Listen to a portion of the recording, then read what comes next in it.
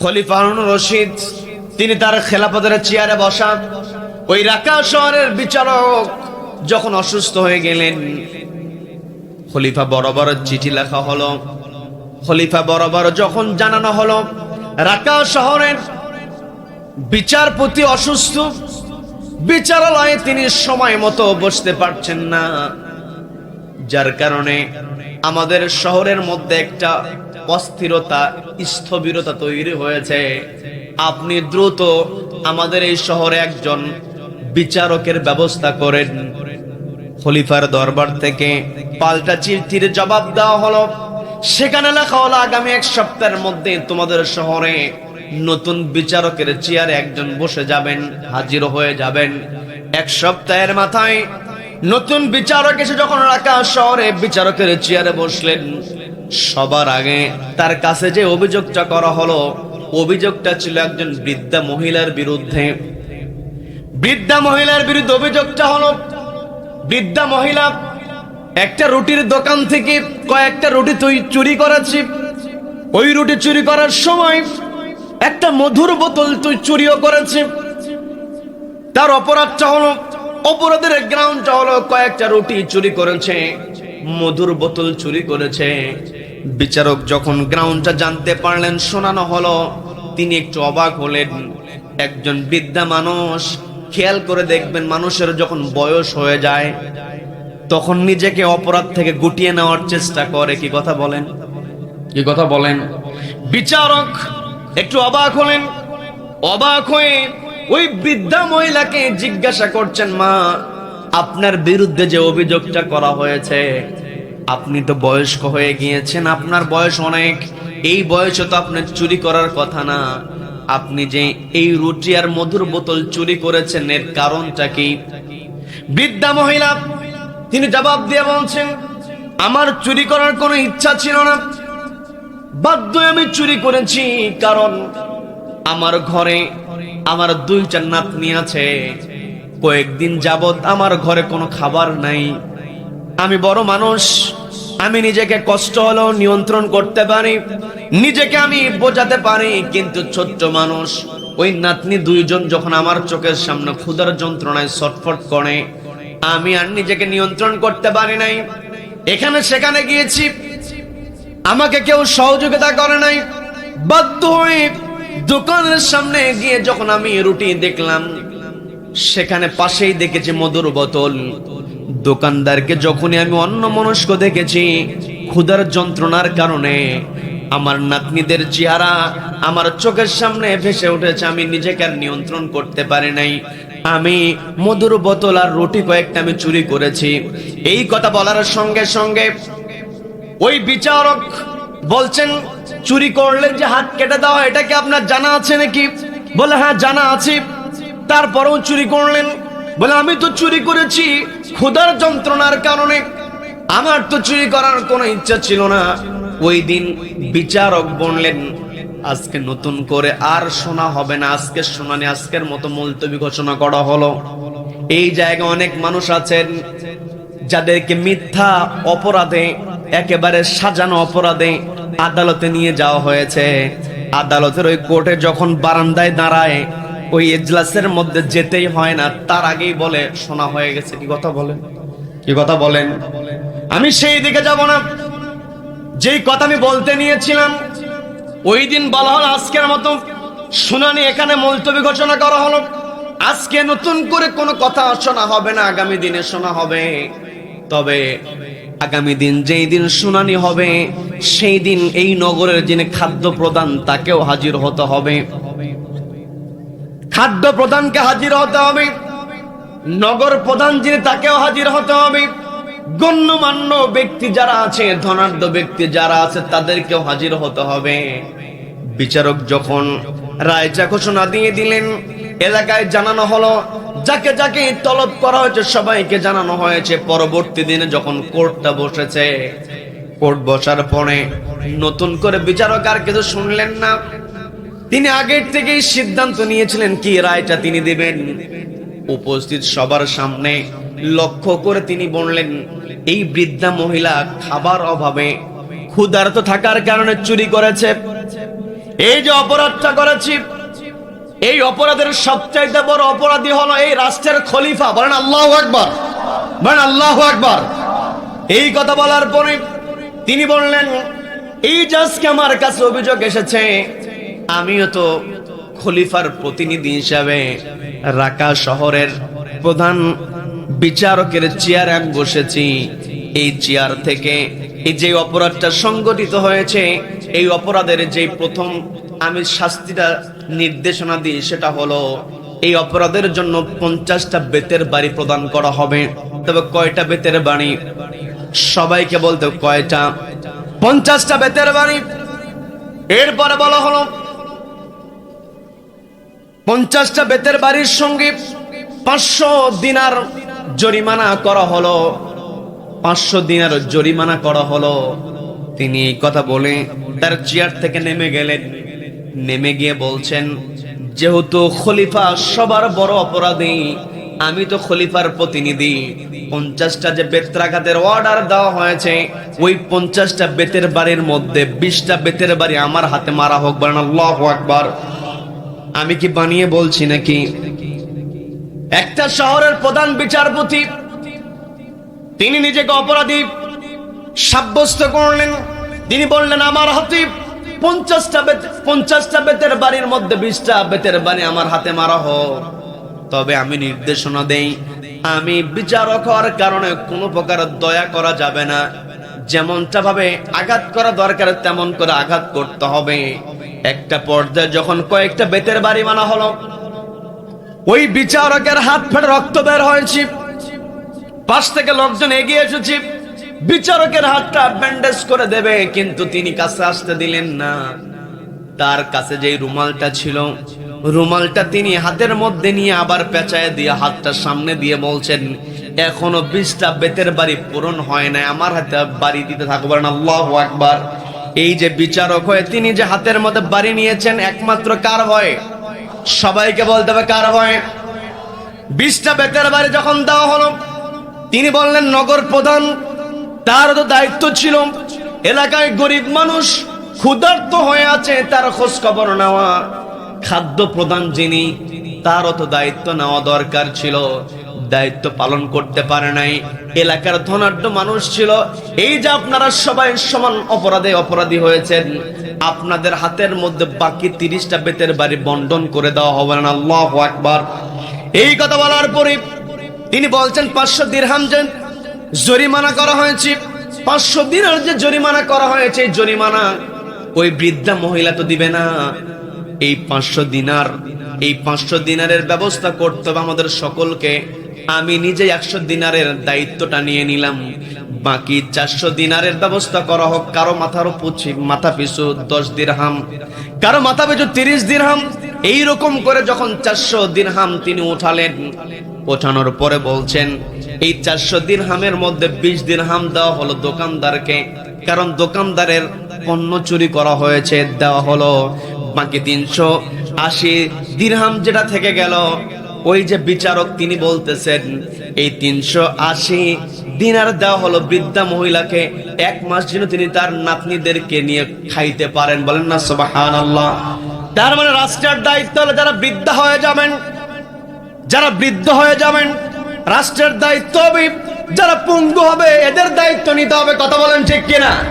আমার দেশে বৃদ্ধাদের দায়িত্ব না হয়, বৃদ্ধদের বয়স্ক ভাতা ব্যবস্থা আছে, কিন্তু বড় কষ্ট নিয়ে বলতে হয়, এই বয়স্ক ভাতা পাওয়ার ক্ষেত্রে বৃদ্ধ মানুষকে আরো বৃদ্ধ হতে হয়। কি কথা বলেন? প্রত্যেকটা জায়গায় দুর্নীতি আর দুর্নীতি। কি কথা বলেন? কি কথা বলেন? এই দুর্নীতি যদি আমি আপনি বন্ধ করতে চাই, তাহলে সবার আগে আমাকে আপনাকে একটি কিতাবকে সামনে রেখে চলতে হবে। সেই কিতাবের নাম কি? নিজেকে অনেক বড় মনে করবে, অহংকারী হয়ে যাবে। ওই অহংকারীর তখ্তটাকে নড়বড়ে করে দিতে, তখ্তকে ভেঙ্গে চুরে খান খান করতে আল্লাহ কিন্তু বড় কোনো অস্ত্র ব্যবহার করেন না, বড় কোনো বাহিনী ব্যবহার করেন না। কথা বলেন ঠিক কিনা? ইতিহাস থেকে আমরা যেটা লক্ষ্য করেছি, শুনতে পেয়েছি, বিস্তারিত বলবো না। ফেরাউন সবচেয়ে জুলুম করেছিল মুসা আলাইহিস সালাতু ওয়াস সালামের সঙ্গে। মুসা আলাইহিস সালাতু ওয়াস সালামকে ঠেকিয়ে দেওয়ার জন্য যখনই গণক বলেছিল মুসা নামে একজন আগমন করবে যে তোমার ক্ষমতা কেড়ে নেবে, তোমার চেয়ারটাকে নড়বড়ে করে দেবে, এই কথা শোনার সঙ্গে সঙ্গে ফেরাউন হুলিয়া জারি করে দিয়েছিল। লক্ষ লক্ষ সন্তান মায়ের কোল থেকে কেড়ে নিয়ে পুত্র সন্তানকে হত্যা করেছে, কিন্তু শেষ পর্যন্ত সে কি তার চেয়ারকে রক্ষা করতে পেরেছে নাকি? এই ফেরাউন যখন জুলুমের মাত্রা ছেড়ে দিল, জুলুমের সীমা যখন সে অতিক্রম করে ফেলল, রব্বুল আলামিন ওই ফেরাউনকে ক্ষমতাচ্যুত করার জন্য বড় কোনো বাহিনী প্রেরণ করেন নাই। রব্বুল আলামিন পানির মধ্যে চুবিয়ে মেরে আজ মিশরের জাদুঘরের শুটকি বানিয়ে রেখেছেন। কথা বলেন, কি কথা বলেন? আবার আমি আপনি যদি জাতির পিতা ইব্রাহিম আলাইহিস সালাতু ওয়াস সালামের জীবনের দিকে তাকাই, নমরুদ ইব্রাহিম আলাইহিস সালাতু ওয়াস সালামকে থামিয়ে দেওয়ার জন্য অগ্নিকুণ্ড পর্যন্ত নিক্ষেপ করেছিল, আমাদের জাতির পিতাকে আগুনের মধ্যে ফেলে দিয়েছিল, কিন্তু শেষ পর্যন্ত সে কি নিজেকে বাঁচাতে পেরেছে নাকি? রব্বুল আলামিন ওই নমরুদকে দুনিয়া থেকে বিদায় করলেন। বড় কোনো শক্তি আল্লাহ প্রয়োগ করেন নাই, একেবারে ছোট্ট একটা প্রাণী, তাও আবার ল্যাংড়া মশা। কথা বলেন ঠিক কিনা? আব্রাহা যখন বিশাল হস্তি বাহিনী নিয়ে কাবা ঘরে আক্রমণ করেছিল, সে মনে করেছিল কাবাকে ভেঙে ফেলবে, কিন্তু রব্বুল আলামিন তার ওই বিশাল হস্তি বাহিনীকে তছনছ করে দিয়েছিলেন একেবারে ছোট্ট ছোট্ট পাখি প্রেরণ করে, যেই পাখিদের ঠোঁটের মধ্যে ছিল মটর দানার মতো পাথর কুচি। রব্বুল আলামিনের হুকুমে ওই পাখিগুলো যখন উপর থেকে পাথর কুচিগুলো ফেলে দিয়েছে, ওই বিশাল হস্তি বাহিনী চিবানো ঘাসের মতো হয়ে গিয়েছে। কথা বলেন ঠিক কিনা? আমার আপনার নবী রাহমাতুল লিল আলামিন সাইয়্যিদুল মুরসালিন বিশ্ব নবী জনাবে মুহাম্মদুর রাসূলুল্লাহ সাল্লাল্লাহু আলাইহি ওয়াসাল্লাম, যাকে সবচাইতে বেশি কষ্ট দিয়েছে আবু জেহেল, এত বড় ক্ষমতাধর আবু জেহেলকে রব্বুল আলামিন বদরের প্রান্তরে নাস্তানাবুদ করতে কিন্তু বড় কোনো মুজাহিদ প্রেরণ করেন নাই। মাআজ মুআওয়াজ দুইজন বালককে দিয়ে ওই ক্ষমতাধর সর্বোচ্চ চেয়ারে যে আবু জেহেল বসেছিল তাকে নাস্তানাবুদ করেছিলেন। কথা বলেন ঠিক কিনা? এই যে ইতিহাসগুলো আমরা শুনলাম, এগুলো তো হচ্ছে আমাদের শোনা ইতিহাস, জানা ইতিহাস। কি কথা বলেন? সর্বশেষ 2024 সালে আমরা যে ইতিহাসের সাক্ষী হয়েছি, সেখানেও আমরা দেখেছি দীর্ঘদিন এই দেশের মধ্যে যে জুলুম করেছে, ওই স্বৈরাচারী খুনি হাসিনাকে একেবারে পালাতে বাধ্য করার জন্য রব্বুল আলামিন বড় কোনো বাহিনীকে সামনের কাতারে দেন নাই। রব্বুল আলামিন প্রশিক্ষিত কোন ইউনিটকে সামনের কাতারে দিলেন না। নিরস্ত্র ছাত্র জনতাকে রব্বুল আলামিন এমন করে সামনের কাতারে দিলেন, ওই ক্ষমতার বাহাদুরি করা লেডি ফেরাউন পালাতে বাধ্য হয়েছে। কথা বলেন ঠিক কিনা? তার মানে আমার আপনার চিন্তা শক্তিকে প্রশস্ত করতে হবে, বোঝার চেষ্টা করতে হবে। কাউকে খোঁচা দেওয়ার জন্য, কাউকে উদ্দেশ্য করে আমি কোনো কথা বলি নাই, আমি আপনাদেরকে বোঝানোর চেষ্টা করছি।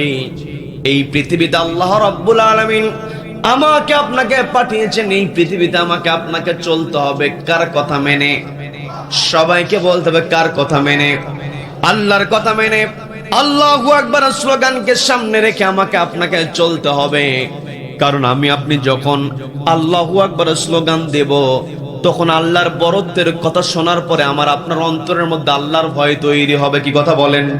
যার ভিতরে আল্লাহর ভয় আছে সেই ব্যক্তি কখনো অন্যায় করতে পারে না। কথা বলেন ঠিক কিনা? আমি আমার আলোচনার সূচনায় পবিত্র কোরআনের 8 নম্বর সূরা সূরা আনফালের 2 নম্বর আয়াতে কারিমা তেলাওয়াত করেছি, যে আয়াতের মধ্যে রব্বুল আলামিন ঈমানদারদের 3টা বৈশিষ্ট্যের কথা বলেছেন। সবাইকে বলতে হবে কয়টা বৈশিষ্ট্য?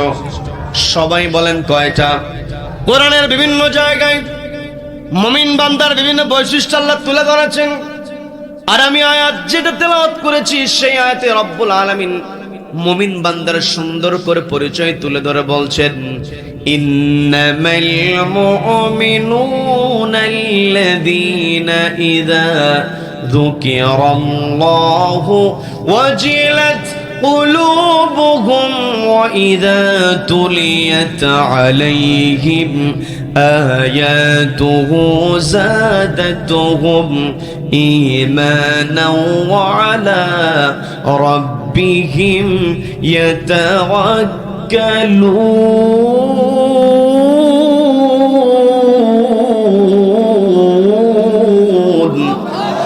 আল্লাহ রাব্বুল আলামিন স্পষ্ট করে বললেন ইন্নামাল মুমিনুন তারাই হলো মুমিন আল্লাযীনা ইযা যুকিরাল্লাহ যাদের সামনে আমি আল্লাহর নাম উচ্চারিত হয় ওয়াজিলাত কুলুবুহুম অন্তরটা কেঁপে ওঠে কার ভয়ে সবাইকে বলতে হবে কার ভয়ে আল্লাহর ভয়ে অন্তরটা কেঁপে ওঠে তার মানে মুমিন বান্দার এক নাম্বার পরিচয় হলো মুমিন বান্দা সব সময় ভয় করবে কাকে সবাইকে বলতে ভয় করতে হবে কাকে আমি আপনি যদি আল্লাহকে ভয় করতে পারি আমার আপনার সমাজটা যদি আমি আপনি গঠন করতে পারি আল্লাহর ভয়ের ভিত্তিতে তাহলে সমাজের মধ্যে কখনো কোনো অন্যায় থাকবে না কথা বলেন ঠিক কিনা আমার আপনার সবার কিন্তু একটাই কথা দেশের মধ্যে শান্তি কি কথা বলেন সবাই কিন্তু স্লোগান একটাই দেয় দেশের মধ্যে শান্তি প্রতিষ্ঠা করতে হবে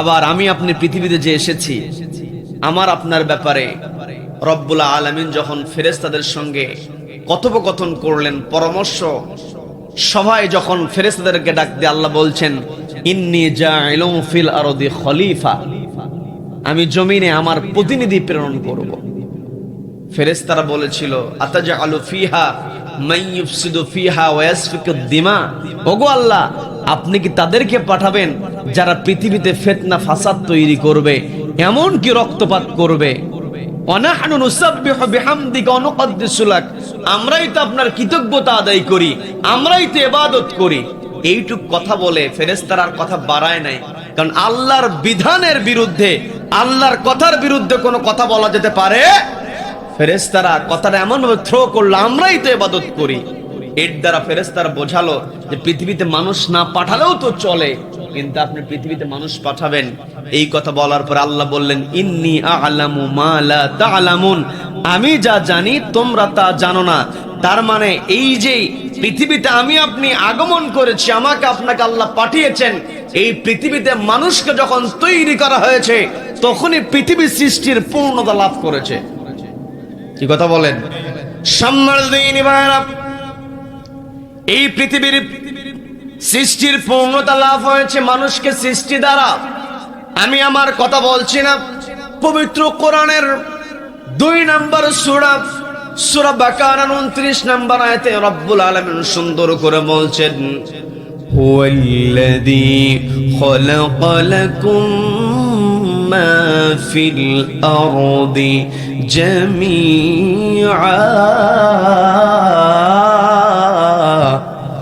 হুয়াল্লাযী তিনি হলেন সেই মহান সত্তা খালাকা লাকুম যিনি তৈরি করেছেন মা ফিল আরদ পৃথিবীতে যা আছে জামিআ তার সবকিছু তোমাদের জন্য তার মানে এই পৃথিবীতে যা কিছু তৈরি হয়েছে সবকিছু রব্বুল আলামিন আমাদের জন্য তৈরি করেছেন বলেন না সুবহানাল্লাহ আমার আপনার জন্য আল্লাহ রব্বুল আলামিন পৃথিবীর সবকিছু তৈরি করলেন আমার আপনার সেই দায়িত্ব আছে না নাই আমার আপনার সেই দায়িত্ব হলো আল্লাহ বললেন ইন্নী জাইলু ফিল আরদি খলিফা নিশ্চয় জমিনে আমি আমার খলিফা প্রেরণ করব তার মানে এই পৃথিবীতে আমার আপনার যদি ঈমান থাকে তাহলে আমাকে আপনাকে খলিফার ভূমিকায় থাকতে হবে কথা বলেন ঠিক কিনা কি কথা বলেন খলিফার ভূমিকায় যদি আমি আপনি থাকতে চাই আমার আপনার দায়িত্বটা কি কোরআনকে প্রশ্ন করলে কোরআন জবাব দিতে পারে কি পারে না সবাইকে বলতে পারে কি পারে না পবিত্র কোরআনের 3 নম্বর সূরা সূরা আলে ইমরানের 110 নম্বর আয়াতে রব্বুল আলামিন সুন্দর করে বলছেন কুনতুম খায়রা উম্মাতিন উখরিজাত লিন-নাসি তা'মুরুনা বিল মা'রুফি ওয়া তানহাউনা 'আনিল মুনকারি ওয়া তু'মিনুনা বিল্লাহ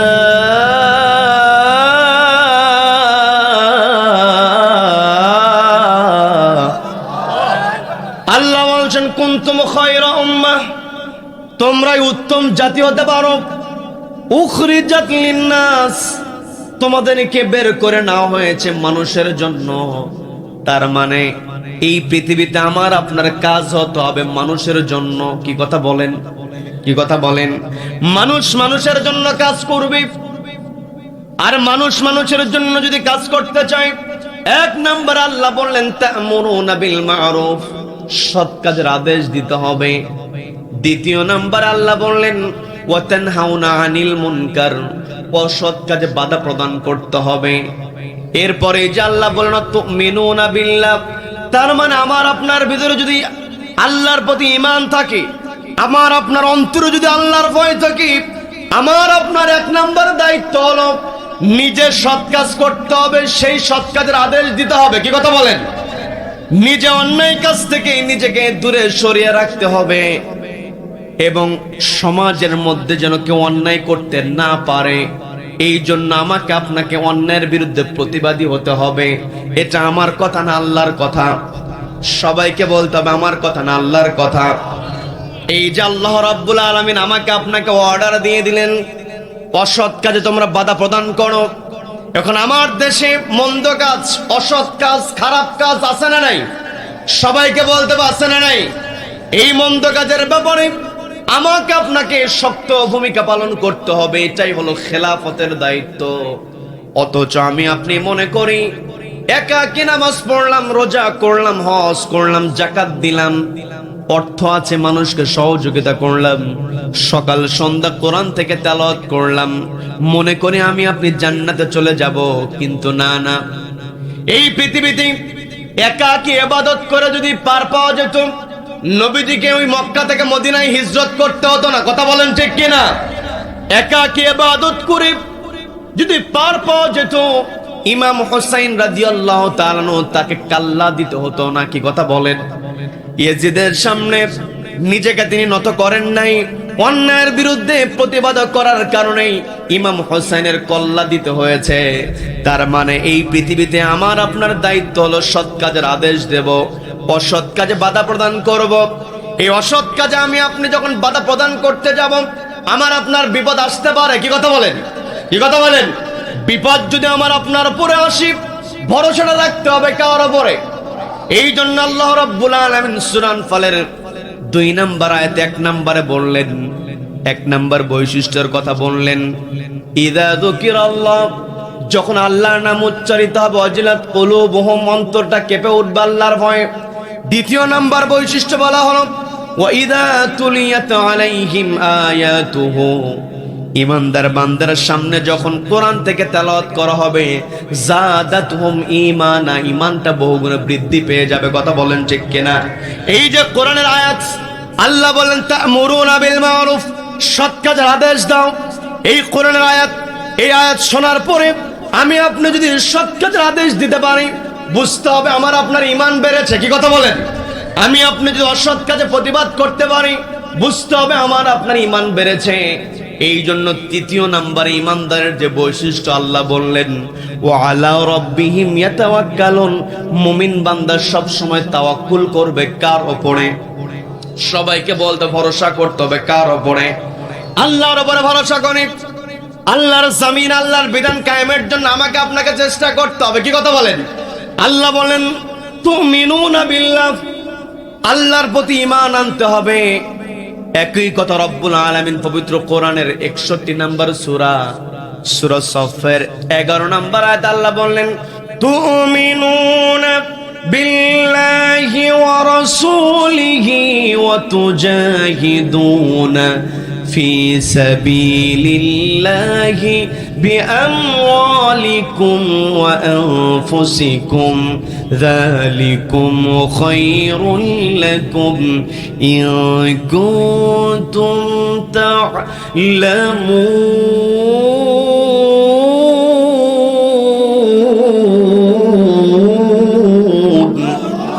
আল্লাহ বলেন আমার বান্দারা, তোমাদের দায়িত্ব হলো আমার প্রতি ঈমান আনয়ন করা, ওয়া রাসূলিহি, আমার রাসূলের প্রতি বিশ্বাস স্থাপন করা, এরপরই তোমাদের উপরে যে দায়িত্বটা আমি অর্পণ করে দিলাম, তুজাহিদুনা ফি সাবিলিল্লাহ, সংগ্রামটা করতে হবে কার রাস্তায়?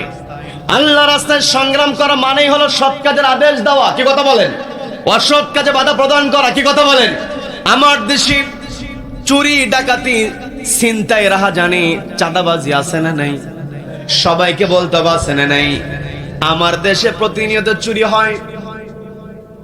যখন কোথাও কোনো জুতা চোর ধরা পড়ে, মুরগি চোর যখন ধরা পড়ে, আমরা কি করি? দলবদ্ধ হয়ে একত্রিত হয়ে আচ্ছা তারে গণধোলাই দেই, কি কথা বলেন? জুতা চোর ধরা পড়েছে, মুরগি চোর ধরা পড়েছে, আমি আপনি সেই জায়গাতে প্রতিবাদ করে গণধোলাই দিয়ে দেই। কিন্তু আমার দেশে কলমের খোঁচা দিয়া লক্ষ লক্ষ টাকা আত্মসাৎ করে এমন অফিসার যদি আমার আপনার সামনে চলে আসে, আমি আপনি প্রতিবাদ না করে বরং সালাম দিয়ে দেই, কি কথা বলেন?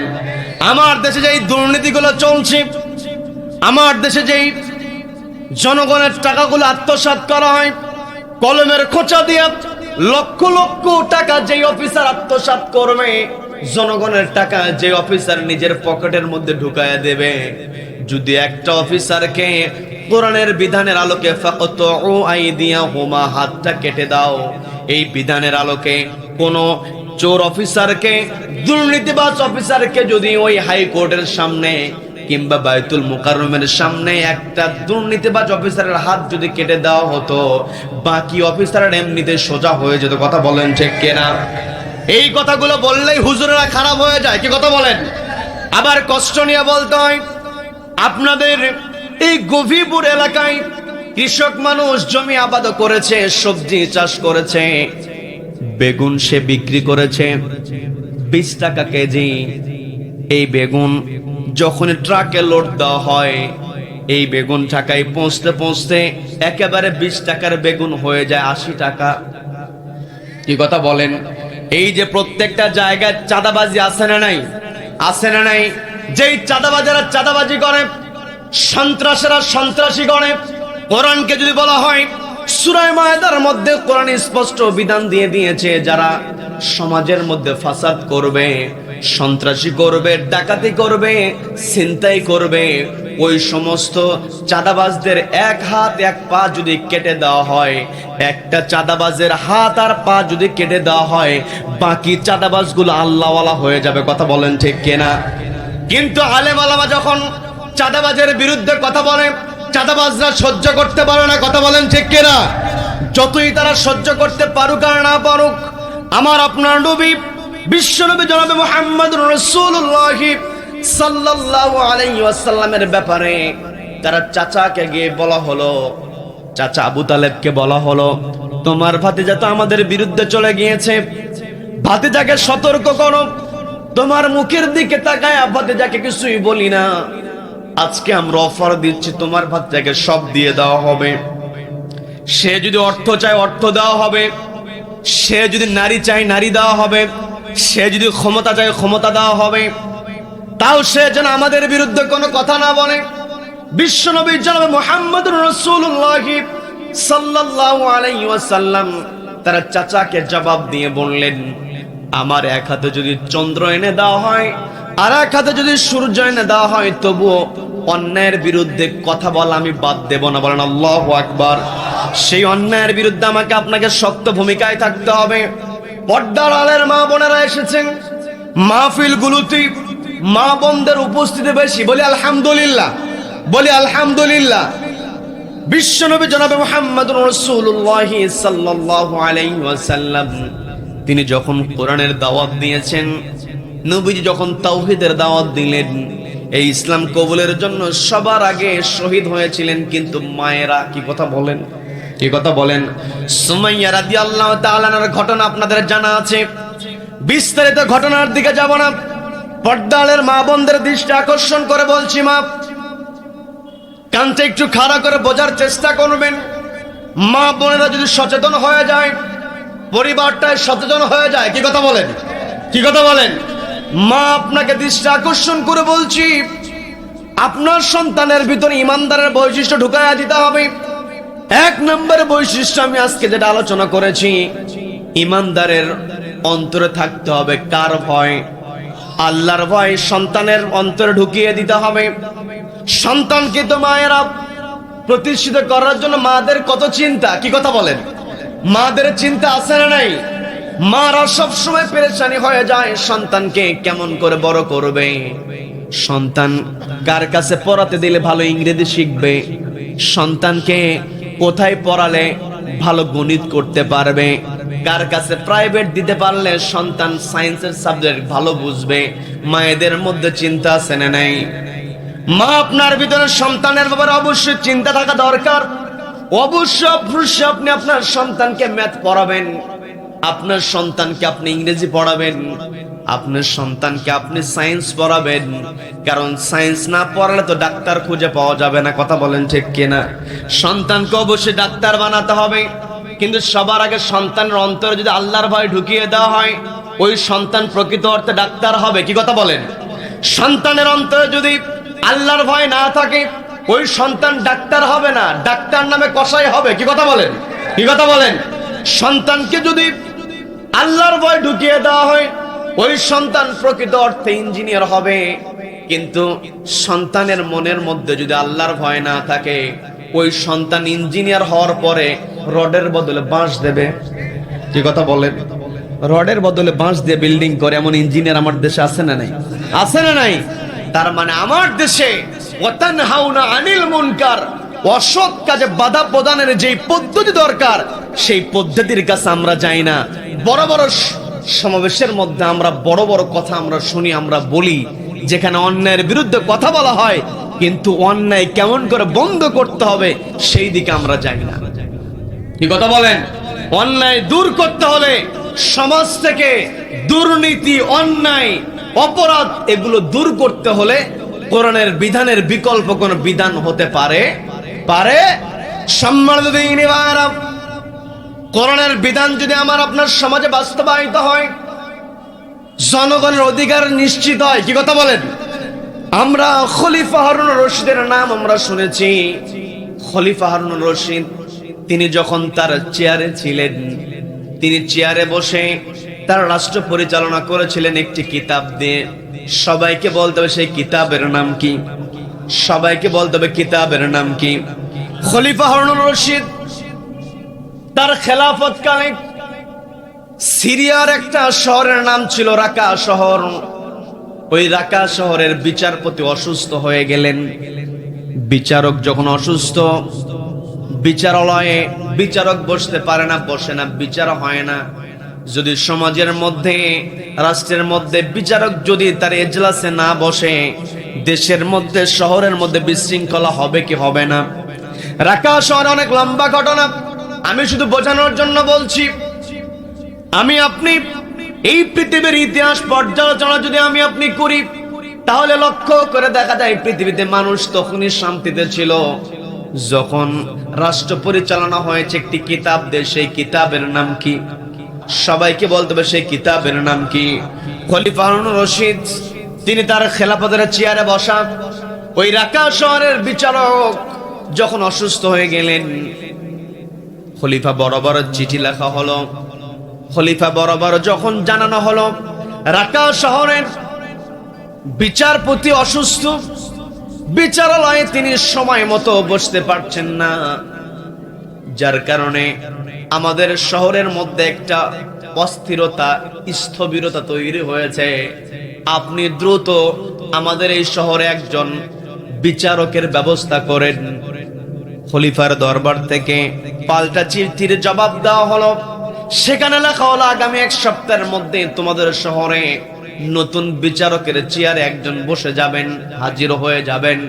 1 সপ্তাহের মাথায় নতুন বিচারক এসে যখন রাকা শহরে বিচারকের চেয়ারে বসলেন, সবার আগে তার কাছে যে অভিযোগটা করা হলো, অভিযোগটা ছিল একজন বৃদ্ধা মহিলার বিরুদ্ধে।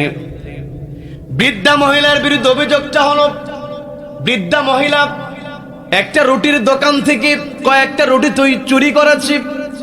ওই রুটি চুরি করার সময় একটা মধুর বোতল চুরিও করেছে।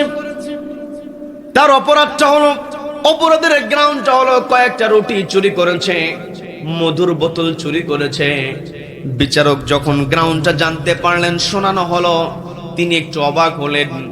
একজন বৃদ্ধা মানুষ, খেয়াল করে দেখবেন মানুষের যখন বয়স হয়ে যায় তখন নিজেকে অপরাধ থেকে গুটিয়ে নেওয়ার চেষ্টা করে। কি কথা বলেন? কি কথা বলেন?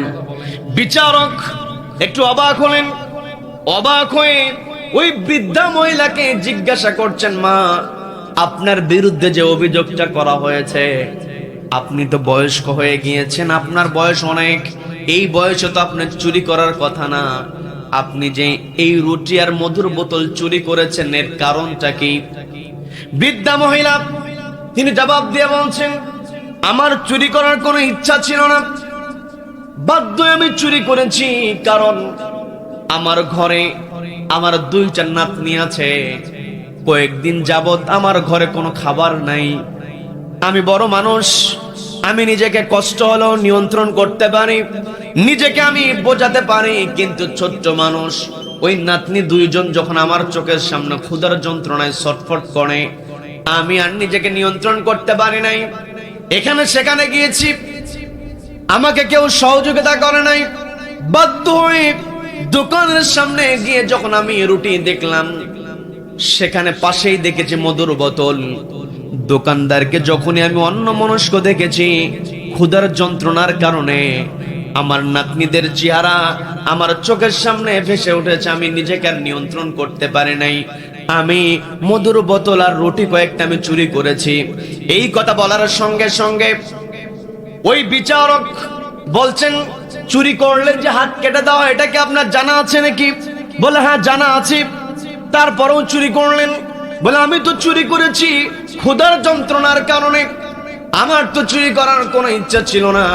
ওই দিন বিচারক বললেন, আজকে নতুন করে আর শোনা হবে না, আজকের শুনানি আজকের মতো মুলতবি ঘোষণা করা হলো। এই জায়গায় অনেক মানুষ আছেন যাদেরকে মিথ্যা অপরাধে, একেবারে সাজানো অপরাধে আদালতে নিয়ে যাওয়া হয়েছে। আদালতের ওই কোর্টে যখন বারান্দায় দাঁড়ায়, ওই এজলাসের মধ্যে যেতেই হয় না, তার আগেই বলে শোনা হয়ে গেছে। কি কথা বলেন? কি কথা বলেন? আমি সেই দিকে যাব না, যেই কথা আমি বলতে নিয়েছিলাম। ওই দিন বলা হলো আজকের মতো শুনানি এখানে মুলতবি ঘোষণা করা হলো, আজকে নতুন করে কোনো কথা শোনা হবে না, আগামী দিনে শোনা হবে। তবে আগামী দিন যেই দিন শুনানি হবে, সেই দিন এই নগরের যিনি খাদ্য প্রধান, তাকেও হাজির হতে হবে। খাদ্য প্রধানকে হাজির হতে হবে, নগর প্রধান যিনি তাকেও হাজির হতে হবে, গণ্যমান্য ব্যক্তি যারা আছে, ধনাঢ্য ব্যক্তি যারা আছে, তাদেরকেও হাজির হতে হবে। বিচারক যখন রায়টা ঘোষণা দিয়ে দিলেন, এলাকায় জানানো হলো, যাকে যাকে তলব করা হয়েছে সবাইকে জানানো হয়েছে। পরবর্তী দিনে যখন কোর্টটা বসেছে, কোর্ট বসার পরে নতুন করে বিচারক আর কিছু শুনলেন না, তিনি আগের থেকেই সিদ্ধান্ত নিয়েছিলেন কি রায়টা তিনি দিবেন। উপস্থিত সবার সামনে লক্ষ্য করে তিনি বললেন, এই বৃদ্ধা মহিলা খাবার অভাবে ক্ষুধার্ত থাকার কারণে চুরি করেছে। এই যে অপরাধটা করেছি, এই অপরাধের সবচাইতে বড় অপরাধী হলো এই রাষ্ট্রের খলিফা। বলেন আল্লাহু আকবার, বলেন আল্লাহু আকবার। এই কথা বলার পরে তিনি বললেন, এই যে আজকে আমার কাছে অভিযোগ এসেছে, আমিও তো খলিফার প্রতিনিধি হিসাবে রাকা শহরের প্রধান বিচারকের চেয়ারে আমি বসেছি। এই চেয়ার থেকে এই যে অপরাধটা সংগঠিত হয়েছে, এই অপরাধের যে প্রথম আমি শাস্তিটা নির্দেশনা দিই, সেটা হলো এই অপরাধের জন্য 50টা বেতের বাড়ি প্রদান করা হবে। তবে কয়টা বেতের বাড়ি? সবাইকে বলতে কয়টা? 50টা বেতের বাড়ি। এরপরে বলা হলো 50টা বেতের বাড়ির সঙ্গে 500 দিনার জরিমানা করা হলো। 500 দিনার জরিমানা করা হলো। তিনি এই কথা বলে তার চেয়ার থেকে নেমে গেলেন। নেমে গিয়ে বলছেন, যেহেতু খলিফা সবার বড় অপরাধী, আমি তো খলিফার প্রতিনিধি, 50টা যে বেত্রাঘাতের অর্ডার দেওয়া হয়েছে, ওই 50টা বেতের বাড়ির মধ্যে 20টা বেতের বাড়ি আমার হাতে মারা হোক। বলেন আল্লাহু আকবার। আমি কি বানিয়ে বলছি নাকি? একটা শহরের প্রধান বিচারপতি তিনি নিজেকে অপরাধী সাব্যস্ত করলেন, তিনি বললেন, আমার হাতে 50টা বেতের বাড়ির মধ্যে 20টা বেতের বাড়ি আমার হাতে মারা হোক, তবে আমি নির্দেশনা দেই, আমি বিচারক হওয়ার কারণে কোনো প্রকার দয়া করা যাবে না, যেমনটা ভাবে আঘাত করা দরকার তেমন করে আঘাত করতে হবে। একটা পর্যায়ে যখন কয়েকটা বেতের বাড়ি মানা হলো, ওই বিচারকের হাত ফেটে রক্ত বের হয়েছে। পাশ থেকে লোকজন এগিয়ে এসেছে, বিচারকের হাতটা ব্যান্ডেজ করে দেবে, কিন্তু তিনি কাছে আসতে দিলেন না। তার কাছে যে রুমালটা ছিল, রুমালটা তিনি হাতের মধ্যে নিয়ে আবার পেঁচায় দিয়ে হাতটা সামনে দিয়ে বলছেন, এখনো 20টা বেতের বাড়ি পূরণ হয় না, আমার হাতে বাড়ি দিতে থাকবো। আল্লাহু আকবার।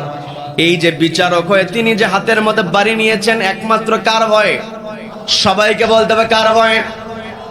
20টা বেতের বাড়ি যখন দেওয়া হলো, তিনি বললেন, নগর প্রধান, তার তো দায়িত্ব ছিল এলাকায় গরিব মানুষ ক্ষুধার্ত হয়ে আছে তার খোঁজ খবর নেওয়া।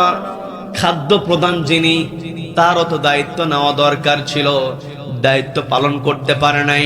এলাকার ধনাঢ্য মানুষ ছিল, এই যে আপনারা সবাই সমান অপরাধী হয়েছেন, আপনাদের হাতের মধ্যে বাকি 30টা বেতের বাড়ি বন্টন করে দেওয়া হবে না। আল্লাহু আকবার।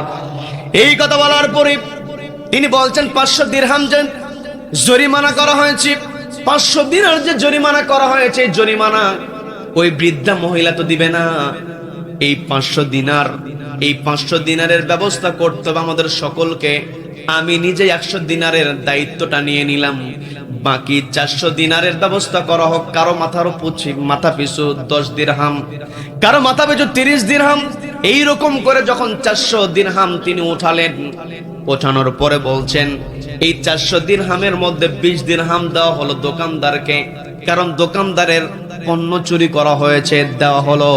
বাকি 380 দিরহাম যেটা থেকে গেল, ওই যে বিচারক তিনি বলতেছেন, এই 380 দিনার দেওয়া হলো বৃদ্ধা মহিলাকে, 1 মাস যেন তিনি তার নাতনিদেরকে নিয়ে খাইতে পারেন। বলেন না সুবহানাল্লাহ। তার মানে রাষ্ট্রের দায়িত্ব হলো যারা বৃদ্ধা হয়ে যাবেন, যারা বৃদ্ধ হয়ে যাবেন, রাষ্ট্রের দায়িত্ব হবে যারা পঙ্গু হবে, এদের দায়িত্ব নিতে হবে। কথা বলেন ঠিক কিনা? আমার দেশে বৃদ্ধাদের দায়িত্ব না হয়, বৃদ্ধদের বয়স্ক ভাতা ব্যবস্থা আছে, কিন্তু বড় কষ্ট নিয়ে বলতে হয়, এই বয়স্ক ভাতা পাওয়ার ক্ষেত্রে বৃদ্ধ মানুষকে আরো বৃদ্ধ হতে হয়। কি কথা বলেন? প্রত্যেকটা জায়গায় দুর্নীতি আর দুর্নীতি। কি কথা বলেন? কি কথা বলেন?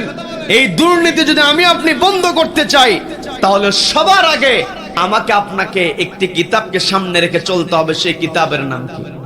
সবাইকে বলতে হবে কিতাবের নাম কি? এই দুর্নীতি বন্ধ করতে হলে আমাকে আপনাকে কোরআনের বিধানের বিকল্প কোনো বিধান হতে পারে না।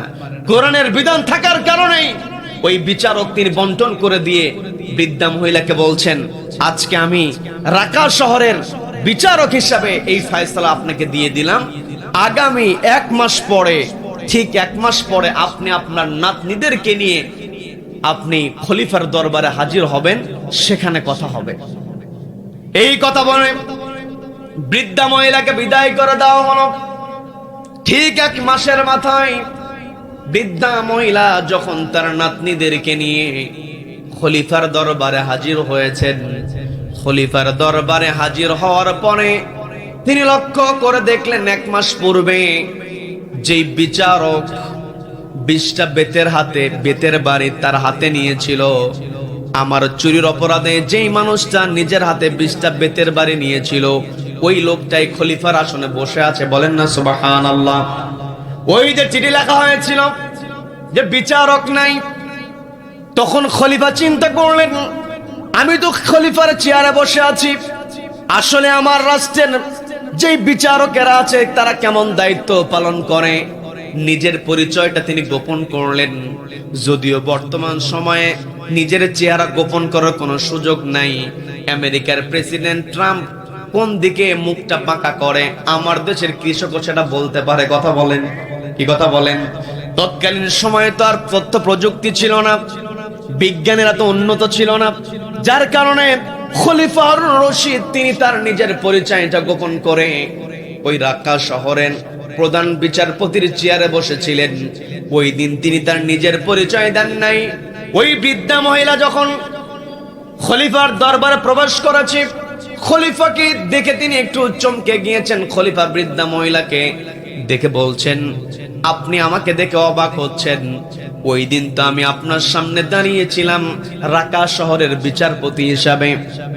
ওই দিন আপনি রাকা শহরের বিচারপতি হিসাবে আপনার কাছে আমি ক্ষমা চেয়েছি, কিন্তু খলিফা হিসাবে তো আপনার কাছ থেকে ওই দিন আমি ক্ষমা নিতে পারি নাই, যার কারণে 1 মাসের খরপোশ দিয়ে আপনাকে আমি ওই দিন বিদায় করেছিলাম।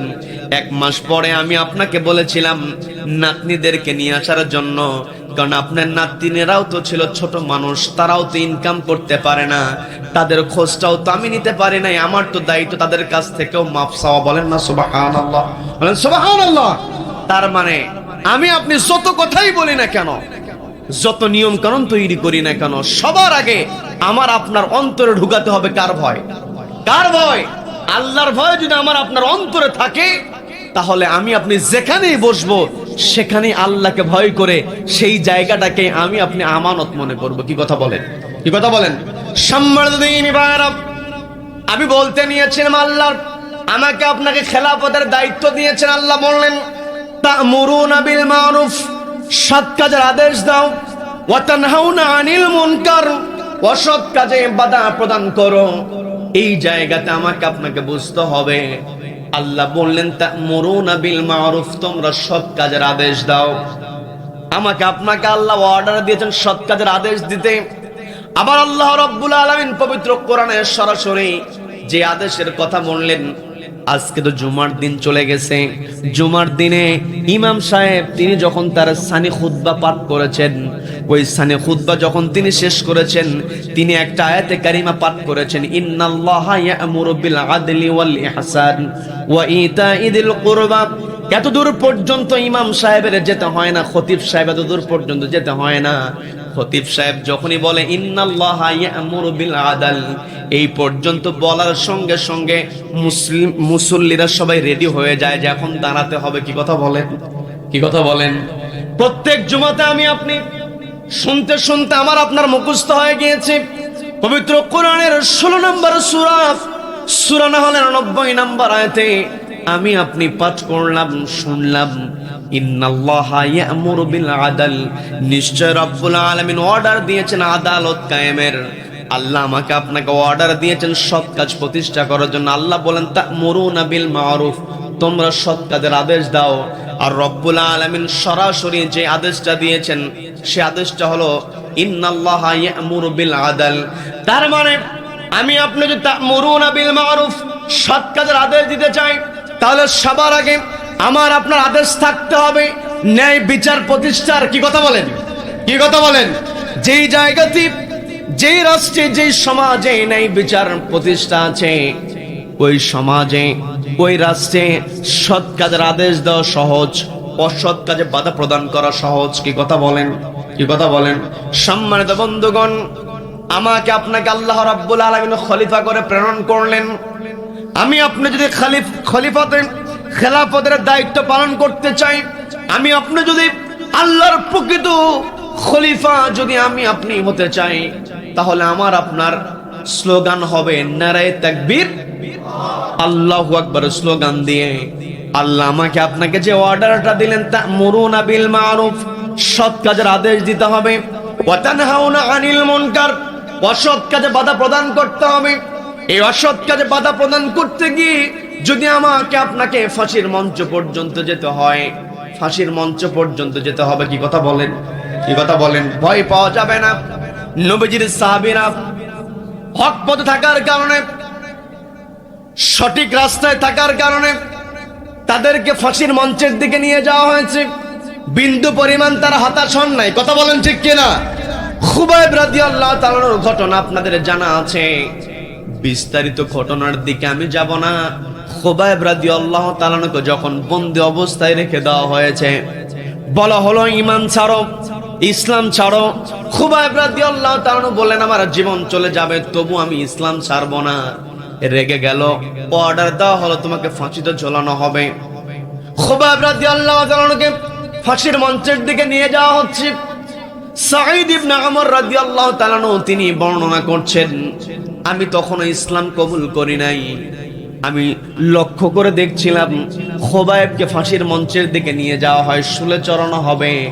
আমি অবাক হয়ে দেখছিলাম একজন মানুষকে কিছুক্ষণ পরে হত্যা করা হবে, মেরে ফেলা হবে, অথচ সেই মানুষের চেহারার মধ্যে বিন্দু পরিমাণ হতাশার ছাপ নাই। বলেন আল্লাহু আকবার। বরং তার চেহারার মধ্যে হাসির ঝিলিক। আজও পৃথিবীতে যারা খোবায়েবের উত্তরসূরি হবে, তাদেরকে যতই মরণের ভয় দেখানো হোক না কেন, মরণের ভয় দেখিয়ে তাদেরকে কখনো থামানো যাবে না। কথা বলেন ঠিক কিনা? এই যে আজকে এই জায়গায় হেডলাইনটা দেওয়া হয়েছে তাফসিরুল কোরআন মাহফিল। এই তাফসিরুল কোরআন মাহফিল বাংলাদেশে এই জায়গায় মুরব্বী বসে আছেন, আমার সামনে অনেক মুরব্বীরা বসে আছেন। এই উপমহাদেশে ভারত, পাকিস্তান, বাংলাদেশ, এই উপমহাদেশের একটা ঐতিহ্য হলো শীতকালে আলেম ওলামা পীর মাশায়েখরা মানুষদেরকে নিয়ে তালিমের জালসা করে। কি কথা বলেন? কি কথা বলেন? যুগ যুগ ধরে চলে আসছি। আগের দিনে মুরব্বীরা বলতে পারবেন, তারা যখন ছিলেন তারা লক্ষ্য করে দেখেছেন এই তালিমের যে মাহফিলগুলো ছিল, এই মাহফিলগুলোর নাম ছিল ইসলামী জালসা, ইসালে সব সভা, আজিমুসান মাহফিল, এমন নাম দেওয়া হতো। কি মুরব্বী ঠিক আছে না? আমি এই সমস্ত নামের বিরোধিতা করছি না, অবশ্যই সেগুলো ভালো কাজ। ওই ওয়াজ মাহফিল হয়েছে, আজিমুসান মাহফিল হয়েছে বলে আজকে আমি আপনি তাফসিরুল কোরআন মাহফিল করতে পারছি। কি কথা বলেন? কি কথা বলেন? আমি আপনাদেরকে যেটা বোঝানোর চেষ্টা করছি, এই তাফসিরুল কোরআন মাহফিল সব জায়গায় হেডিং দেওয়া হতো না, দেওয়া হতো ইসালব সব সভা, ইসলামী জালসা। কিন্তু বাংলাদেশের প্রত্যন্ত গ্রাম অঞ্চলে পর্যন্ত এখন যে হেডিংটা দেওয়া হয় তাফসিরুল কোরআন মাহফিল, এই তাফসিরুল কোরআন হেডিং আজকে গোটা দেশের মধ্যে যিনি প্রতিষ্ঠা করেছেন তিনি হলেন শহীদ আল্লামা দেলোয়ার হোসেন সাঈদী রাহমাতুল্লাহ আলাইহি। কথা বলেন ঠিক কিনা? আমাদের কোরআনের পাখি যদি বলা হয় কোরআনের পাখি, বলার সঙ্গে সঙ্গে আল্লামা সাঈদীর নাম আমাদের স্মরণে চলে আসে। কি কথা বলেন? এই কোরআনের পাখিকে যখন দীর্ঘ 13টা বছর বন্দী অবস্থায় রেখে দেওয়া হয়েছে, তার কিন্তু কোনো অপরাধ ছিল না। একটাই অপরাধ, তিনি ছিলেন তা'মুরুনা বিল মা'রুফ, সৎ কাজের আদেশ দিয়েছেন। কি কথা বলেন? ওয়া তানহাউনা আনিল মুনকার, অসৎ কাজে তিনি বাধা প্রদানের জন্য বলিষ্ঠ ভূমিকা রেখেছেন। কোরআনের আলোকে সমাজ পরিচালনা করে রাষ্ট্র থেকে অন্যায় দূর করার জন্য তিনি যখন বলিষ্ঠভাবে কথা বলেছেন, বাতিলেরা সহ্য করতে পারে নাই। কথা বলেন? তাকে দীর্ঘদিন বন্দী অবস্থায় রেখে দেওয়া হয়েছে। প্রকৃত খোবায়েবের উত্তরসূরি হলেন তারা। দীর্ঘ 13টা বছর তাকে বন্দী অবস্থায় রেখে দেওয়া হয়েছে, কিন্তু চেহারা থেকে হাসি কেড়ে নিতে পারে নাই।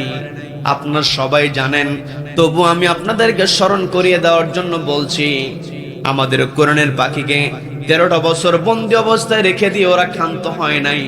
শেষ পর্যন্ত পার্শ্ববর্তী দেশের প্রেসক্রিপশনে আমাদের কোরআনের পাখিকে ইনজেকশন পুশ করে হত্যা করা হয়েছে। কথা বলেন? কি কথা বলেন? যেই দিন তাকে হত্যার ষড়যন্ত্রের অংশ হিসাবে ওই জেলখানা থেকে হসপিটালে যখন আনা হলো, বোঝার চেষ্টা করবেন 83 বছর বয়সী মানুষ, এই জায়গায় আমরা হাজার মানুষের বেশি আমাদের উপস্থিতি। আমি আপনি যদি 83 বছর মানুষ খুঁজতে যাই, 5 জন মানুষকেও কিন্তু আমি আপনি খুঁজে পাবো না। কথা বলেন ঠিক কিনা?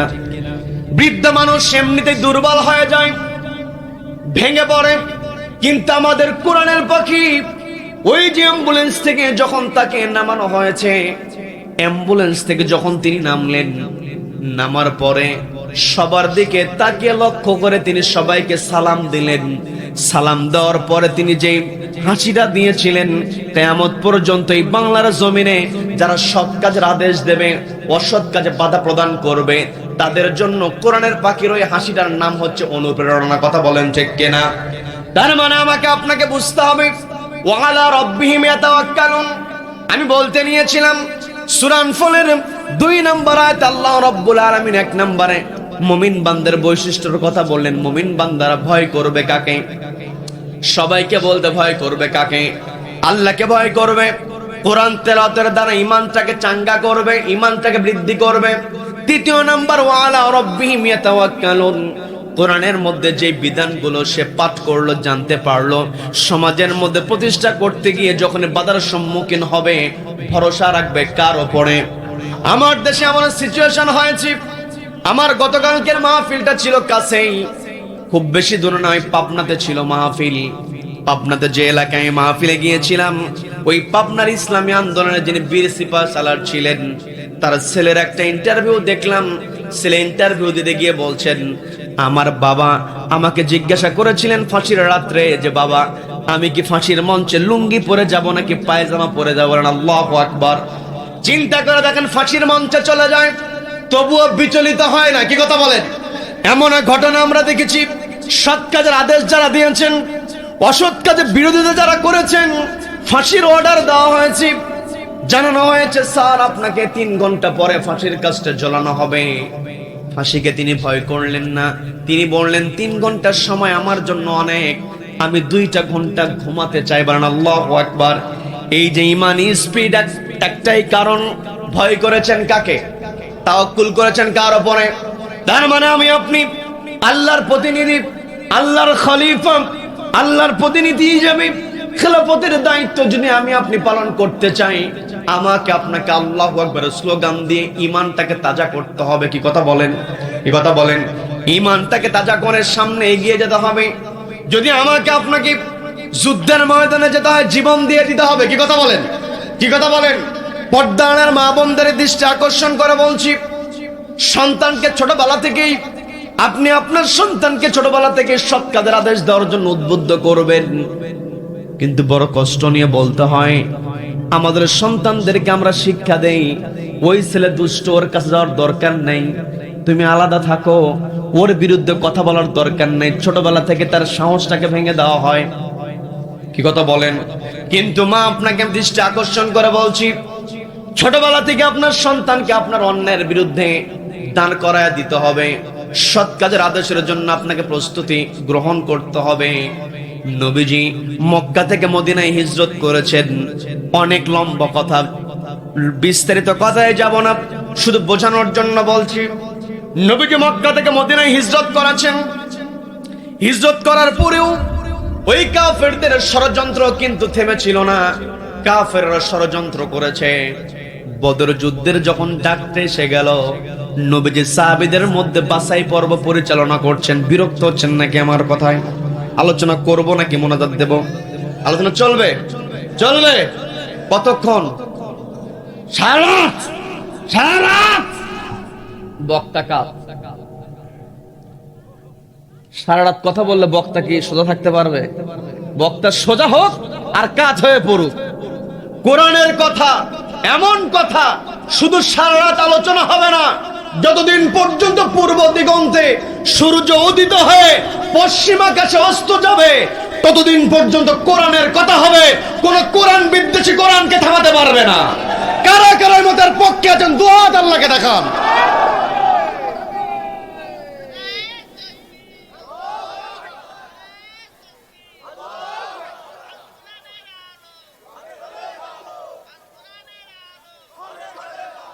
নারে তাকবীর, নারে তাকবীর।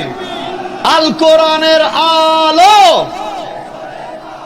ঘরে বাইরে জালো, সংসদে জালো, আদালতে জালো। নারে তাকবীর। আল্লাহ আমাদের সকলকে কবুল করেন। বলেন আমিন, বলেন আমিন। নবীজি যখন মক্কা থেকে মদিনায় হিজরত করেছেন, কাফেরদের ষড়যন্ত্র তখন বন্ধ ছিল না। বদর যুদ্ধের ডাক এসেছে। নবীজি সাহাবীদেরকে লক্ষ্য করে বললেন, ও আমার সাহাবীরা, বদরের প্রান্তরে কাফেরদের মোকাবেলায় আমাদেরকে দাঁড়াতে হবে। তোমরা কে কে যাবে যুদ্ধের ময়দানে? নবীজি সাহাবীদের মধ্য থেকে বাছাই করছেন।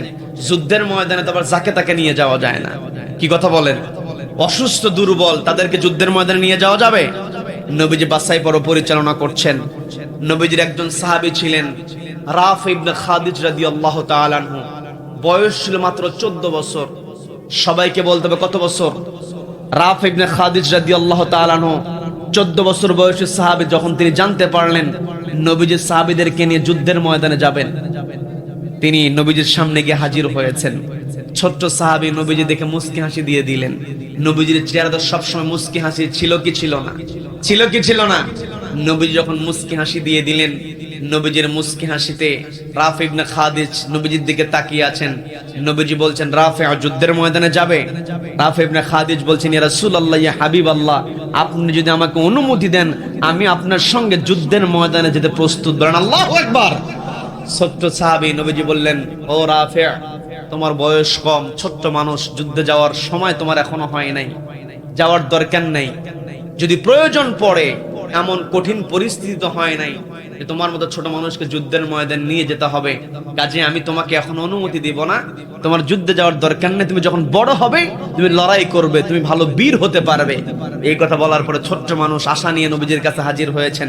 আশা যখন একটু ভেঙে গেল, মনটা খারাপ, নবীজি বললেন, রাফি, তুমি যুদ্ধের ময়দানে যাওয়ার জন্য আমার কাছে হাজির হয়েছো, তুমি তো নিয়ত করেছো, নিয়ত করার কারণে যুদ্ধের ময়দানে গেলে যে সব হতো আল্লাহ তোমার আমলনামায় সে সব যুক্ত করে দেবেন। বলেন না সুবহানাল্লাহ।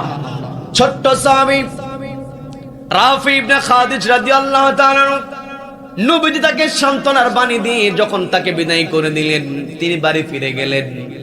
এইদিকে নবীজি সাহাবীদেরকে নিয়ে বদরের প্রান্তরে চলে গিয়েছেন। অনেক লম্বা ঘটনার দিক যাব না, শুধু বোঝানোর জন্য বলছি, আমার আপনার অন্তর যদি আল্লাহর ভয় থাকে, আল্লাহ আমাকে আপনাকে অবশ্যই বিজয় দান করবেন। কি কথা বলেন? বদরের প্রান্তরে যেই সমস্ত সাহাবা একরাম হাজির হয়েছিলেন, তাদের কিন্তু ভালো কোনো ট্রেনিং ছিল না, তাদের কাছে ভালো কোনো অস্ত্র ছিল না, যুদ্ধের ময়দানে গিয়েছেন, ভালো কোনো বাহন তাদের কাছে ছিল না, কিন্তু তাদের কাছে ছিল, তাদের অন্তরে ছিল একজনের ভয়। তিনি কে? তারা ভরসা করেছিলেন কার উপরে? আল্লাহর উপরে ভরসা করার কারণে রব্বুল আলামিন বদরের প্রান্তরে মুসলমানদের বিজয় দান করলেন।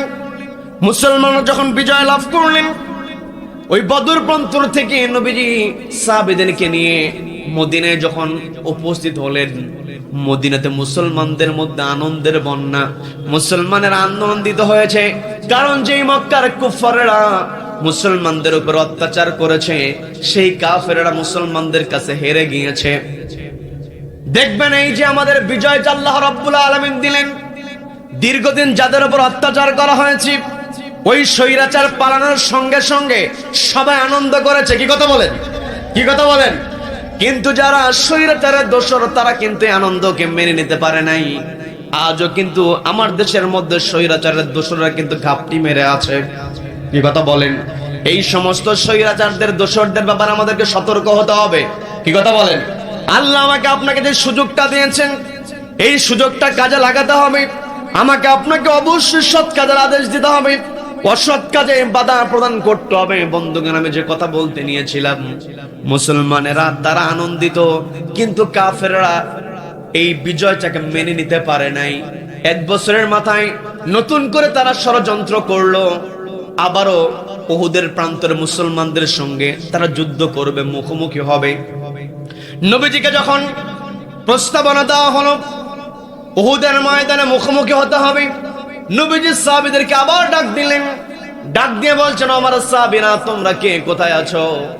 তুজাহিদুনা ফি সাবিলিল্লাহ, সংগ্রাম করতে হবে কার রাস্তায়?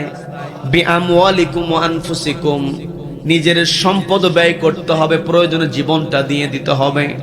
নবীজি যখন উহুদের ময়দানে সাহাবীদেরকে নিয়ে যাবেন, আবার নতুন করে বাছাই পর্ব পরিচালনা করলেন।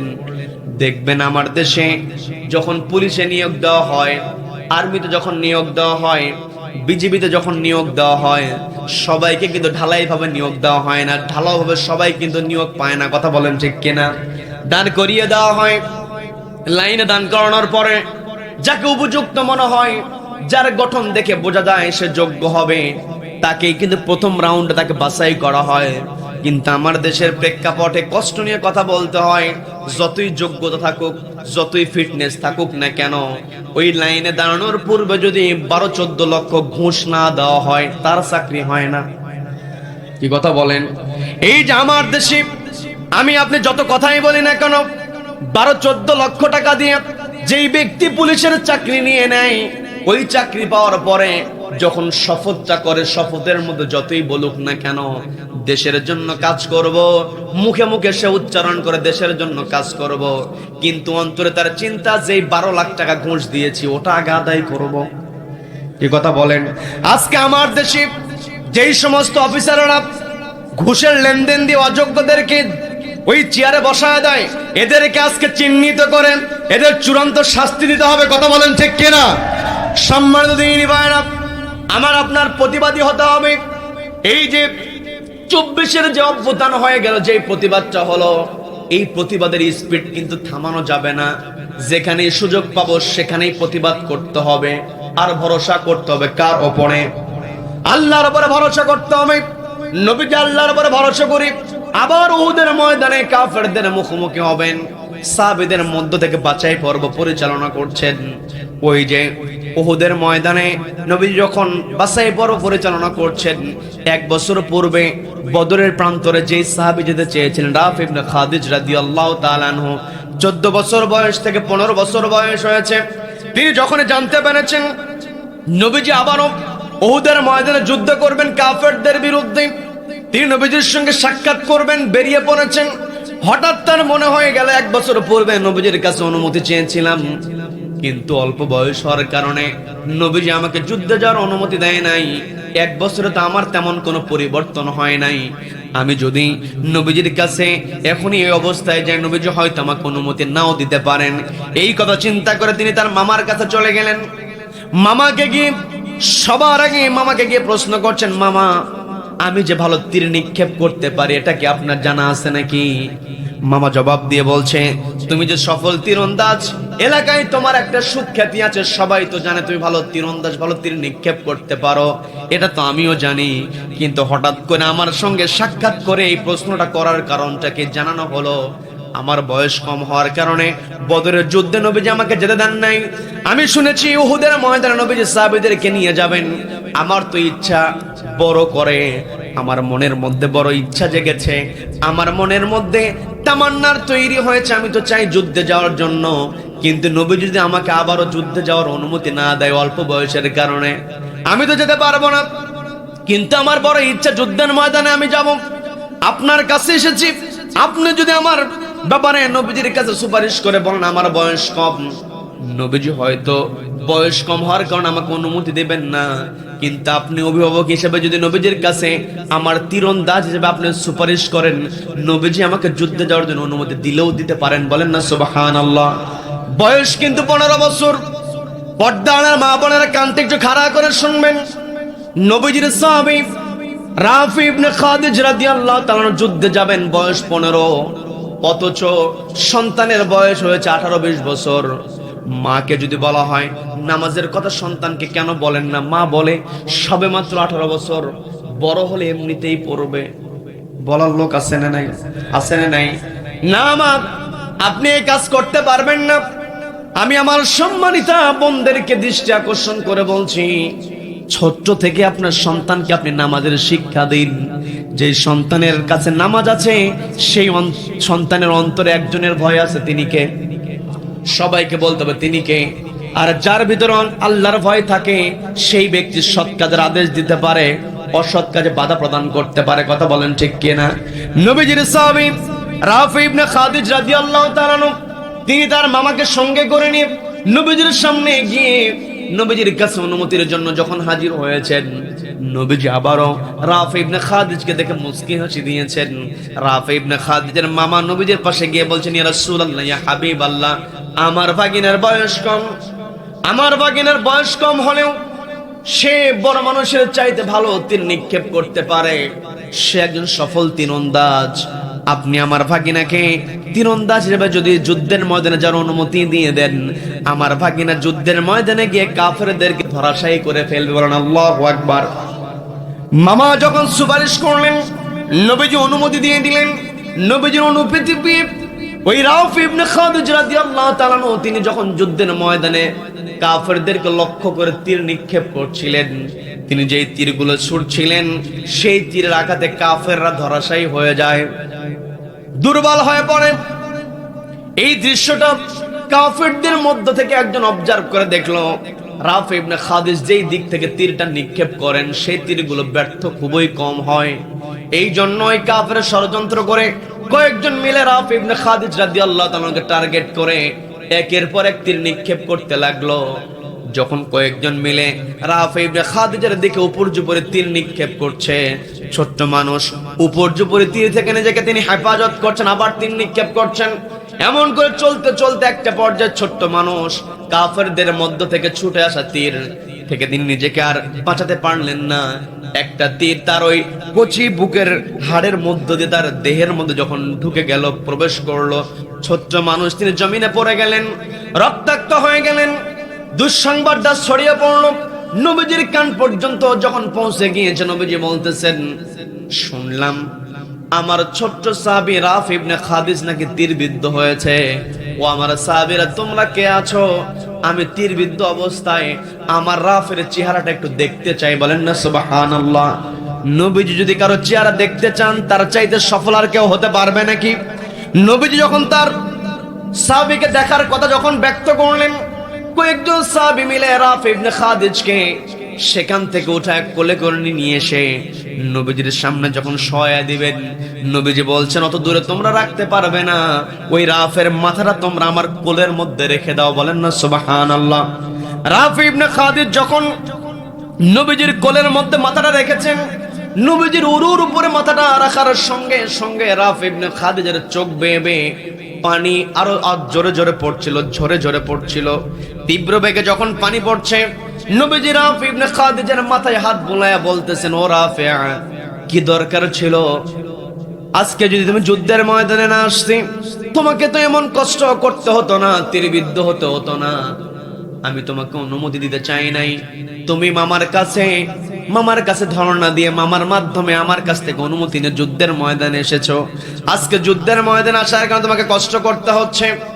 এই কথা বলার পরে রাফি ইবনে খাদিজ বলছেন, ইয়া রাসূলুল্লাহ, ইয়া হাবিবাল্লাহ, আপনি যথার্থ বলেছেন, সাদ্দাকতা ইয়া রাসূলুল্লাহ, আপনি সত্য বলেছেন। আমি যদি যুদ্ধের ময়দানে না আসতাম, আমার শরীরে তীরবিদ্ধ হতো না, এটা সত্য কথা। আমার কষ্ট করতে হতো না, এটাও সত্য কথা। কিন্তু এটাও তো চির সত্য, আমি যদি আজকে যুদ্ধের ময়দানে তীরবিদ্ধ না হতাম, আপনি নবীজি আপনার কোলের মধ্যে আমার মাথাটা আমি দিতে পারতাম না। বলেন আল্লাহু আকবার। রাফি ইবনে খাদিজ রাদিয়াল্লাহু তাআলা আনহু তিনি যখন এই কথা বললেন, নবীজি রাফি ইবনে খাদিজকে লক্ষ্য করে বলছেন, ও রাফি, তোমার বয়স কম হতে পারে কিন্তু তোমার ঈমানটা পরিপূর্ণ হয়েছে। রাফি ইবনে খাদিজ বলছেন, ইয়া রাসূলুল্লাহ, ইয়া হাবিবাল্লাহ, আমার ঈমানটা কতটুকু পূর্ণ হয়েছে আমি জানি না, তবে আমার মনের মধ্যে একটা আশা এখনো অপূর্ণ রয়ে গিয়েছে। নবীজি বলছেন, ও রাফি, তুমি আজকে তোমার মনের মধ্যে যে আশা আছে, এই আশার কথা বলতে দেরি, আশা পূরণ হতে দেরি হবে না। বলেন না সুবহানাল্লাহ। রাফি ইবনে খাদিজ বলছেন, ইয়া রাসূলুল্লাহ, ইয়া হাবিবাল্লাহ, আমার এই আশা তো পূরণ হওয়া বড় কঠিন, কারণ আমি সেই আশাটাই করেছিলাম আপনি যখন আমাকে যুদ্ধে আসার অনুমতি দিয়েছেন। আমি যখন বাড়ি থেকে বের হয়েছি, আমি তখন আল্লাহর কাছে ফরিয়াদ করেছি, আল্লাহ, আজকে আমি জীবিত অবস্থায় আমার বাড়ি থেকে বের হলাম, এই জীবিত অবস্থায় আমি আর বাড়িতে ফিরতে চাই না। একেবারে কিয়ামতের ময়দানে উহুদের শহীদ হিসাবে কিয়ামতের ময়দানে দাঁড়াতে চেয়েছিলাম। বলেন আল্লাহু আকবার। আমি তো আল্লাহর কাছে ফরিয়াদ করেছিলাম, উহুদের ময়দানে আমি শহীদ হয়ে যাব, সেই তামান্না আল্লাহর কাছে ব্যক্ত করেছি।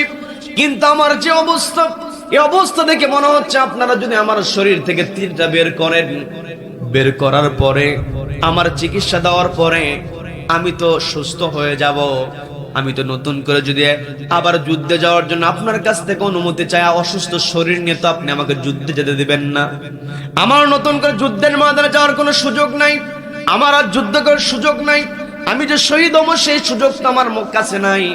আমার তীরটা বের করলে আমার পরিচয় হয়ে যাবে, সুস্থ হয়ে গেলে পরিচয়টা হয়ে যাবে গাজী। কিন্তু আমি তো গাজী হতে চাই না, আমি শহীদ হতে চেয়েছি। নবীজি বললেন, ও রাফি, তোমার শরীরের মধ্যে যে তীরটা বিদ্ধ হয়ে আছে, তুমি যেহেতু শাহাদাতের তামান্না ব্যক্ত করেছো, শহীদ হওয়ার আকাঙ্ক্ষা করেছো, তোমার শরীর থেকে আমি তীরটা বের করতে পারি দুইটা উপায়ে। সবাইকে বলতে হবে কয়টা উপায়? সবাই বলেন কয়টা উপায়? শুনবেন নাকি মোনাজাত? শুনবেন? শুনবেন? সম্মানিত দিনী ভাইরা, রাফি ইবনে খাদিজকে যখন নবীজি বললেন দুইটা, উপায়ে আমি তোমার শরীর থেকে বিদ্যুৎ তীরটা বের করতে পারি। একটা উপায় হলো তুমি যেই কথাটা ব্যক্ত করেছো, তোমার শরীর থেকে আমি তীরের ফলাটা বের করে নেব, চিকিৎসা করা হবে, তুমি সুস্থ হয়ে যাবে। তোমার পরিচয় গাজী, তুমি নিজেই বলেছো। কিন্তু তোমার জন্য তোমার যে আকাঙ্ক্ষা, এই আকাঙ্ক্ষার দিকে তাকায় আমি তোমার সামনে আরেকটা উপায় ব্যক্ত করছি। সেটা হলো তোমার শরীরের মধ্যে যে তীরের ফলাটা ঢুকে গিয়েছে, আমি শুধুমাত্র তীরের যে কাঠিটা আছে এটাকে আলাদা করব। তোমার দেহের মধ্যে তীরের ফলা লোহার খণ্ডটা থেকে যাবে। যতদিন তুমি পৃথিবীতে থাকবে, লোহার খণ্ড থেকে যাওয়ার কারণে তোমার ক্ষতস্থান কখনো শুকাবে না। যতদিন বেঁচে থাকবে ততদিন তোমার ক্ষতস্থান থেকে যাবে। যেই দিন তুমি মৃত্যুবরণ করবে, ক্ষতস্থান নিয়ে তুমি মৃত্যুবরণ করবে। আর কিয়ামতের ময়দান যখন তোমাকে উঠানো হবে, ওই ক্ষতস্থানের ওই জায়গা অবস্থায় তোমাকে উঠানো হবে। কিয়ামতের ময়দানে আমি ওই ক্ষতস্থানটা আল্লাহকে দেখায় তোমার জন্য সুপারিশ করব, তোমাকে যেন আল্লাহ উহুদের শহীদ হিসেবে গণ্য করেন। বলেন না সুবহানাল্লাহ। তবে তোমার দেহের মধ্যে যদি আমি তীরের ফলাটা রেখে দিই, এটা বড় তোমার জন্য বড় কষ্টের হবে। কারণ দেহের মধ্যে যখন লোহার টুকরোটা থেকে যাবে, তীব্র যন্ত্রণা হবে, তোমার চিকিৎসা করতে হবে, তোমার ব্যথা যন্ত্রণা সহ্য করতে হবে। এখন তুমি যে সিদ্ধান্ত নেবে, সেই সিদ্ধান্ত আজকে বাস্তবায়িত হবে। নবীজির সাহাবী বয়স কত? সবাই বলেন কত বছর? 15 বছর বয়সী রাফি ইবনে খাদিজ বলছেন, ইয়া রাসূলুল্লাহ, ইয়া হাবিবাল্লাহ, আমি দুনিয়াতে এই দুনিয়ার ব্যথা যন্ত্রণা আমি সহ্য করতে রাজি আছি, তবুও উহুদের শহীদ হওয়ার যে এই সুযোগটা আপনি আমাকে দিয়েছেন, এই সুযোগটা আমি হাতছাড়া করতে চাই না। বলেন না সুবহানাল্লাহ। নবীজি রাফি ইবনে খাদিজের দেহের মধ্যে তীরের ফলাটা রেখে দিলেন যেই দিন তার বয়স ছিল 15 বছর। আর রাফি ইবনে খাদিজ যেই দিন দুনিয়া থেকে বিদায় হয়েছিলেন, যেই দিন তিনি মৃত্যুবরণ করেছিলেন, সেই দিন তার বয়স ছিল 86 বছর। বলেন না সুবহানাল্লাহ।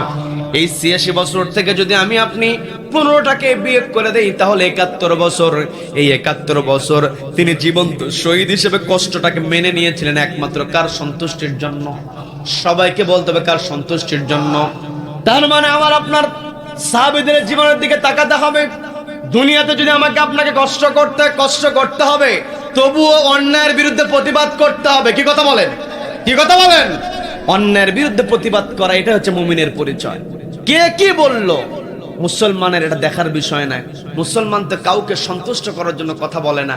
আমি আপনি অন্যায়ের বিরুদ্ধে কথা বলবো, চাঁদাবাজ চাঁদাবাজি করবে, চাঁদাবাজের বিরুদ্ধে কথা বলে চাঁদাবাজ মন খারাপ করবে, এই কথা বলে চাঁদাবাজের বিরুদ্ধে করব না, এটা মুসলমানের কোনো পরিচয় হতে পারে না। কথা বলেন ঠিক কিনা?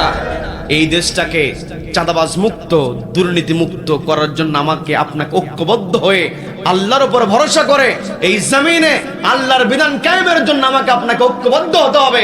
কারা কারা রাজি আছেন? দুহাত আল্লাহকে দেখা। আল্লাহ আমাদের সকলকে কবুল করেন। বলেন আমিন, বলেন আমিন। সম্মানিত দ্বীনি ভাইয়েরা, আমাকে আপনাকে আল্লাহ রাব্বুল আলামিন যে দায়িত্বটা দিয়েছেন, আমি সর্বশেষ এই কথাটা বলেই আমি আমার আলোচনা শেষ করব। আজকে জুমার দিনে আমি আপনি ইমাম সাহেবের যে খুতবাটা শুনেছি, এই খুতবার মধ্যে ইমাম সাহেব বললেন, ইন্নাল্লাহা ইয়া'মুরু বিল আদলি ওয়াল ইহসান। এক নম্বরে আল্লাহ যে অর্ডার দিয়েছেন আদালত কায়েমের, এই আদালত যদি আমি আপনি কায়েম করতে চাই, একই কথা পবিত্র কোরআনের 4 নম্বর সূরা নিসার 58 নম্বর আয়াতে আল্লাহ বললেন, ইন্নাল্লাহা ইয়া'মুরুকুম আন তুআদ্দুল আমানাতি ইলা আহলিহা ওয়া ইযা হাকামতুম বাইনান নাসি আন তাহকুমু বিল আদল। তার মানে সেখানেও আল্লাহ আদালত কায়েমের কথা বলেছেন, কিন্তু আদালত কায়েমের পূর্বে আল্লাহ যে কথাটা বললেন, ইন্নাল্লাহা ইয়া'মুরুকুম আন তুআদ্দুল আমানাতি ইলা আহলিহা, তার মানে আমার বান্দারা, তোমার কাছে যে আমানতটা আছে, এই আমানতটা উপযুক্ত জায়গায় তোমাকে আদায় করতে হবে।